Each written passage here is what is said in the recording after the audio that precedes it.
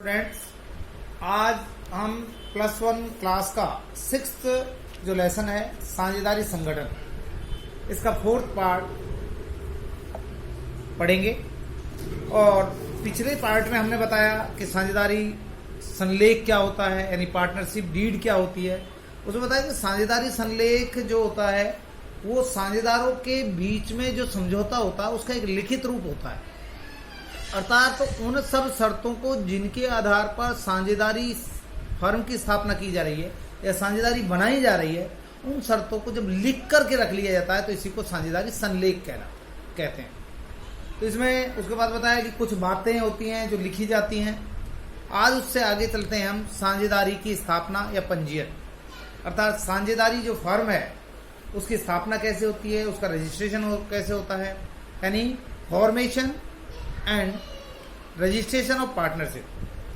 तो साझेदारी अधिनियम, जो कि हमने पहले डिस्कस किया था कि साझेदारी फर्म पर साझेदारी अधिनियम 1932 लागू होता है, जिसके अनुसार साझेदारी की स्थापना होती है। तो साझेदारी अधिनियम के अनुसार फर्म की स्थापना के लिए रजिस्ट्रेशन या पंजीकरण कराना अनिवार्य नहीं है। ये पीछे भी हमने डिस्कस किया था कि जब भी हम एक पार्टनरशिप फर्म की को स्थापित करते हैं तो उसके लिए ना तो कोई रजिस्ट्रेशन जरूरी है और ना उसका पंजीकरण कोई जरूरी नहीं है। लेकिन फर्म का रजिस्ट्रेशन ना कराने से उसे कुछ असुविधाओं का सामना करना पड़ सकता है।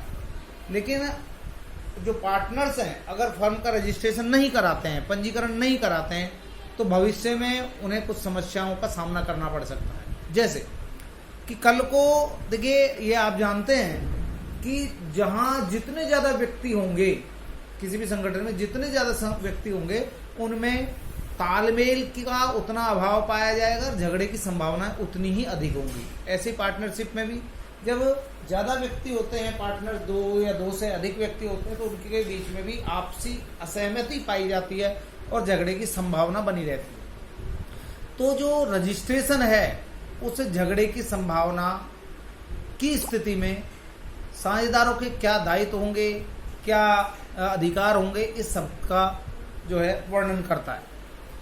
तो दूसरी ओर रजिस्ट्रेशन करा लेने से उसे कुछ सुविधाएं प्राप्त होती हैं, अतः फर्म का रजिस्ट्रेशन कराना लाभदायक है। यहाँ एक बात ध्यान रखने की है कि साझेदारी फर्म का रजिस्ट्रेशन या पंजीकरण कराना अनिवार्य नहीं है, लेकिन लाभदायक है।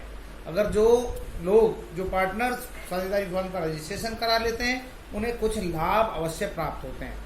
तो साझेदारी फर्म का रजिस्ट्रेशन कराने के लिए विशेष विधि का हम प्रयोग करते हैं। तो सबसे पहले देखिए, फर्म का रजिस्ट्रेशन करने के उद्देश्य से सभी राज्य सरकारों ने अपने अपने राज्यों में फर्म का रजिस्ट्रार नियुक्त किया हुआ है। ठीक है, फर्मों के रजिस्ट्रार नियुक्त किए हैं, यानी जिस भी राज्य में किसी भी फर्म का रजिस्ट्रेशन होता है, फर्म की राज्य सरकारों ने राज्य में फर्मों के रजिस्ट्रार की नियुक्ति की गई है। फर्म के रजिस्ट्रेशन के लिए सबसे पहले एक निर्धारित फार्म भरना पड़ रहा है। अगर मान लीजिए आपने एक पार्टनरशिप फर्म बनाई है तो उसके लिए आपको एक फार्म भरना पड़ता है और फिर निश्चित शुल्क के साथ, और रजिस्ट्रेशन कराने के लिए फीस जमा करानी पड़ती है। वो जो फार्म है संबंधित राज्य के रजिस्ट्रार ऑफ फर्म्स, यानी फर्मों के रजिस्ट्रार के पास दाखिल करना पड़ता है। यानी एक फार्म और साथ में उसके आवश्यक फीस, ये दोनों रजिस्ट्रार के पास कार्यालय में जमा करानी पड़ती है। इस फार्म में निम्नलिखित सूचनाएं होती हैं। अब जो फार्म आपने भरा उसमें कुछ सूचनाएं दी होती हैं। वो सूचनाएं क्या क्या हैं कि भाई फर्म का नाम क्या है, जो आपने फर्म का नाम रख रहे हैं वो क्या होगा, फर्म के व्यवसाय और कारोबार का मुख्य स्थान, यानी फर्म आप कहाँ स्थापित कर रहे हैं, ठीक है, और किस स्थान पर वो कारोबार करेगी, अन्य स्थानों के नाम जहाँ फर्म का व्यवसाय चलता है। अगर कहीं और भी आपके फर्म का व्यवसाय चलता तो उसका नाम भी देना पड़ेगा। साझेदारों के पूरे नाम और स्थायी पते देने होंगे। साझेदारों के फर्म में प्रवेश की तिथि क्या है, अगर कोई नया साझेदार है या बाद में बनाए कोई पार्टनर, ठीक है, या जो भी पार्टनरशिप आपस में हुई है तो वो कब कब किस किस पार्टनर ने एंट्री की है। फर्म की अवधि, कितने समय के लिए जो फर्म स्थापित की गई है। प्रत्येक साझेदार या उनके अधिकृत प्रतिनिधियों के हस्ताक्षर, प्रत्येक जो साझेदार है उसके हस्ताक्षर, या उन्होंने कोई रिप्रेजेंटेटिव जो है अपॉइंट किया है तो उनके हस्ताक्षर होने चाहिए। तो फार्म में ये सूचनाएं दी होती हैं। उसके बाद जब रजिस्ट्रार को उचित जांच पड़ताल करने के बाद, इसके बाद रजिस्ट्रार के पास जब ये फार्म पहुंचता है तो उसकी जांच पड़ताल करता है, और उसके बाद अगर जब उसे विश्वास हो जाता है कि फार्म में सभी आवश्यक सूचनाएं भर दी गई हैं, तो वह फार्म से भरे गए विवरण को एक रजिस्टर में, जिसे फर्मों का रजिस्टर कहते हैं, प्रविष्ट कर देता है। यानी इन सब सूचनाओं को अपने रजिस्टर में लिख लेता है। इसके बाद फर्म को एक प्रमाण पत्र दे दिया जाता है, एक सर्टिफिकेट दे दिया जाता है, जिसे रजिस्ट्रेशन का प्रमाण पत्र कहते हैं। और ये जो है सर्टिफिकेट ऑफ रजिस्ट्रेशन कहलाता है। यह प्रमाण पत्र जब एक फर्म को प्राप्त हो जाता है तो फर्म रजिस्टर्ड फर्म कहलाती है और ये फर्म का रजिस्ट्रेशन हो जाता है। अब फर्म का जब रजिस्ट्रेशन होता है तो रजिस्ट्रेशन हो जाने के बाद जो है फर्मों बाद परिवर्तनों की सूचना। तो देखिए, फर्म का रजिस्ट्रेशन हो जाने के बाद साझेदारी अधिनियम के अनुसार निम्नलिखित परिवर्तनों की सूचना जो है परिवर्तन के 14 दिन के अंदर रजिस्ट्रार के पास भेजनी पड़ती है। ठीक है, यानी मान लीजिए पहले आपकी फर्म का रजिस्ट्रेशन नहीं था या रजिस्टर्ड नहीं थी, आपने रजिस्ट्रेशन करा लिया, तो कुछ सूचनाएं हैं जो 14 दिन के अंदर अंदर आपको रजिस्ट्रार कार्यालय में भेजनी होंगी। क्या? जब फर्म के नाम या मुख्य व्यवसाय में परिवर्तन किया गया हो। मान लीजिए कि आपने कोई फर्म का मुख्य व्यवसाय है जो वो चेंज कर दिया, ठीक है, तो आप जो है उस व्यवसाय, आपने पहले कौन सा व्यवसाय कर रखा था और बाद में कौन सा व्यवसाय किया, इसकी सूचना आपको 14 दिन के अंदर भेजनी पड़ेगी। जब फर्म के साझेदारों के नाम और स्थायी पते में परिवर्तन हो गया हो, अगर फर्म का नाम और स्थायी पता चेंज हो गया है तो उसकी सूचना भी आपको भेजनी होगी। जब किसी एक स्थान पर व्यवसाय बंद कर दिया गया हो और किसी दूसरे स्थान पर व्यवसाय प्रारंभ कर दिया, मान लीजिए हम पहले व्यवसाय कहीं और कर रहे थे, अब हम दूसरे स्थान पर पहले स्थान के व्यवसाय को बंद करके प्रारंभ करते हैं। तो जब कोई नया साझेदार फर्म में प्रवेश होता है, अगर कोई नया साझेदार फर्म में प्रवेश कर रहा है या किसी साझेदार की मृत्यु हो जाए या कोई साझेदार फर्म से अवकाश ग्रहण कर ले यानी छोड़कर जाए, तो भी इसकी सूचना 14 दिन के अंदर अंदर देनी होगी। फर्म में शामिल अवयस्क, अगर मान लीजिए हमने पीछे बताया था कि कोई भी अवयस्क 18 साल से कम एज का पार्टनर जो है फर्म में साझेदार नहीं हो सकता। अगर कोई साझेदार, ठीक है, अवयस्क है और साझेदार के वयस्क होने पर उसके साझेदार बनने या न बनने की सूचना, पहले वो 18 साल से कम का था, अब अगर वो 18 का हो जाता है तो उसकी सूचना भी कि वो अब जो है पार्टनर रहेगा या नहीं रहेगा, इसकी सूचना भी देनी जरूरी है। इसके बाद बात करते हैं हम जो है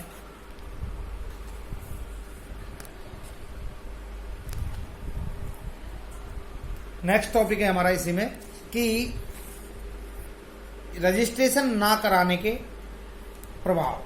यानी एक फर्म जब रजिस्ट्रेशन नहीं कराती है तो उस पर क्या क्या इफेक्ट पड़ता है। यानी अभी हमने पढ़ा कि फर्म के लिए रजिस्ट्रेशन कोई जरूर नहीं है, लेकिन रजिस्ट्रेशन कराया भी जा सकता है और नहीं भी कराया जा सकता। अगर मान लीजिए एक फर्म रजिस्ट्रेशन कराती है और एक फर्म रजिस्ट्रेशन नहीं कराती है, तो उस स्थिति में क्या कंडीशंस होंगी, तो ध्यान कीजिएगा कि यदि साझेदारी फर्म को रजिस्टर्ड ना कराया जाए तो उसे निम्नलिखित लाभों में जो है से वंचित रहना पड़ता है। अगर कोई साझेदारी फर्म है उसका रजिस्ट्रेशन नहीं कराया गया तो उसको कुछ लाभ है जो नहीं मिलते हैं। कोई भी साझेदार अपने झगड़े की दशा में फर्म के किसी अन्य साझेदार पर न्यायालय में वाद का मतलब है केस प्रस्तुत नहीं कर सकता है। मान लीजिए कल को कोई फर्म रजिस्टर्ड नहीं हुई है और जो साझेदार हैं उनमें झगड़ा हो जाता है, तो ऐसी स्थिति में कोई भी पार्टनर कोर्ट में नहीं जा सकता बिना रजिस्टर्ड फर्म का। ठीक है। इसके बाद फर्म जो है, फर्म कोई भी साझेदार अपने अधिकारों को प्राप्त करने के लिए फर्म के विरुद्ध वाद प्रस्तुत नहीं कर सकता। यानी अगर कोई इसी तरह कोई पार्टनर को जो है फर्म के खिलाफ भी कोर्ट नहीं जा सकता है। ना तो पार्टनर एक दूसरे के खिलाफ दे जा सकते हैं, ना जो है पार्टनर जो है फर्म के खिलाफ जा सकता है। फर्म भी किसी साझेदार के विरुद्ध वाद प्रस्तुत नहीं कर सकती। वाद का मतलब यहाँ केस दायर नहीं कर सकती। और लास्ट है, फर्म अन्य पक्षकारों के विरुद्ध भी वाद प्रस्तुत नहीं कर सकती, परंतु अन्य पक्षकार फर्म के विरुद्ध वाद प्रस्तुत कर सकते हैं। यानी बाहरी व्यक्ति अगर कोई है तो वो फर्म के खिलाफ जो है याचिका दायर कर सकते हैं। इसके बाद बात करते हैं फर्म के रजिस्ट्रेशन कराने के लाभ। तो देखिए कि फर्म के रजिस्ट्रेशन अगर करा लेते हैं तो क्या लाभ है। फर्म के रजिस्ट्रेशन का लाभ न केवल फर्म को होता है बल्कि फर्म के साथ व्यवहार करने वाले सभी पक्षकारों को भी होता है। तो सबसे पहले फर्म को लाभ क्या होता है, फर्म के रजिस्ट्रेशन का फर्म को क्या लाभ। तो ध्यान करो, रजिस्टर्ड फर्म को बाहरी पक्षकारों के विरुद्ध न्यायालय में दावा करने का अधिकार हो जाता है। एक फर्म जो रजिस्टर्ड है अब वो किसी भी बाहर के व्यक्ति के ऊपर केस दायर कर सकती है। साझेदारों को क्या लाभ है, साझेदार आपसी झगड़े की दशा में अगर आपस में उनमें मनमुटाव हो जाता है तो ऐसी दशा में एक दूसरे पर केस दायर कर सकते हैं, वाद प्रस्तुत मतलब केस कर सकते हैं। इस प्रकार वे अपने अधिकारों के लिए फर्म के विरुद्ध और बाहरी पक्षकारों के विरुद्ध न्यायालय की शरण भी ले सकते हैं। तीसरा है प्रवेश करने वाले साझेदार को लाभ। अगर कोई नया पार्टनर जो है प्रवेश करता है, रजिस्टर्ड फर्म में प्रवेश करने वाला साझेदार अपने अधिकारों के लिए लड़ने में समर्थ होता है, जबकि रजिस्टर्ड ना होने की दशा में उसको अन्य साझेदारों की ईमानदारी पर ही निर्भर रहना पड़ता है।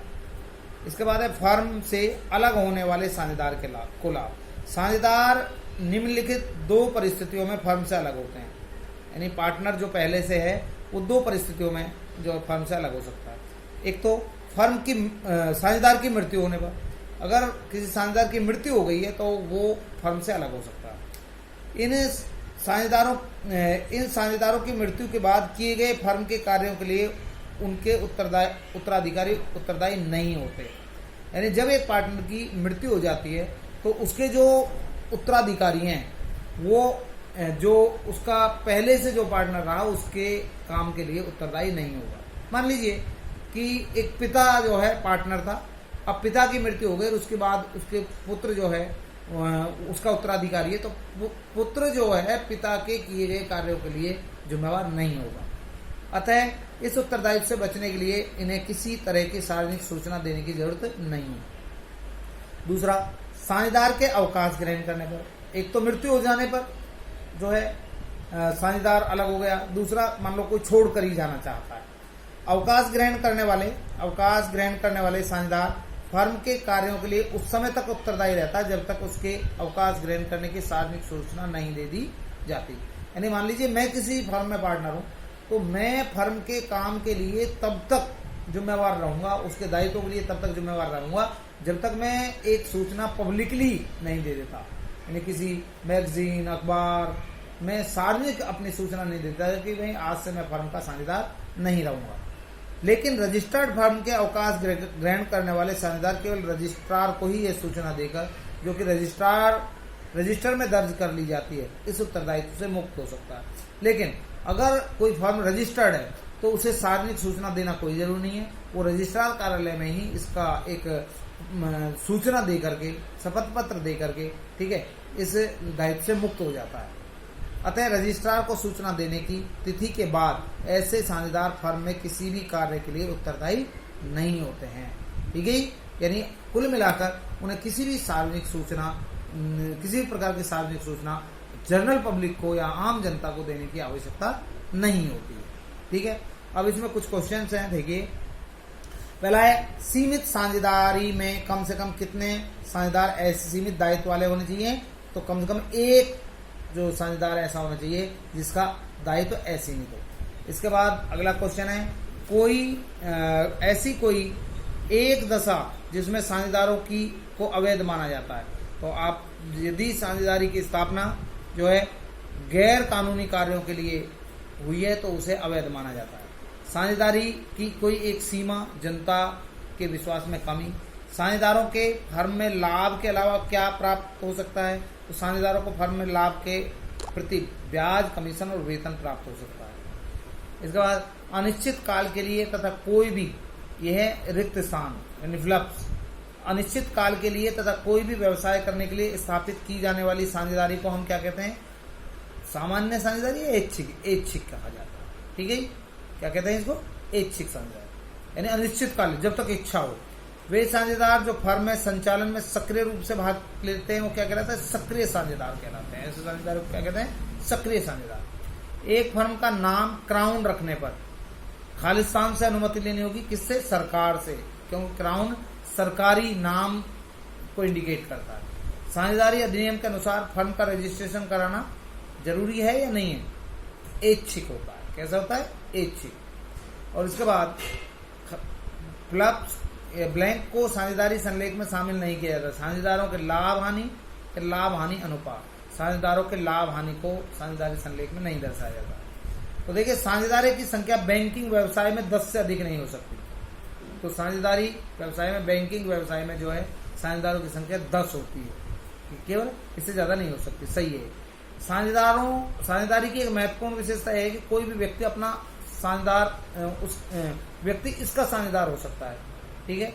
साझेदारी की एक महत्वपूर्ण विशेषता यह है कि कोई भी व्यक्ति इसका साझेदार हो सकता है। सही है। सामान्य साझेदारी का दायित्व सीमित होता है। सामान्य साझेदारों का दायित्व जो है सीमित होता है, असत्य है ये।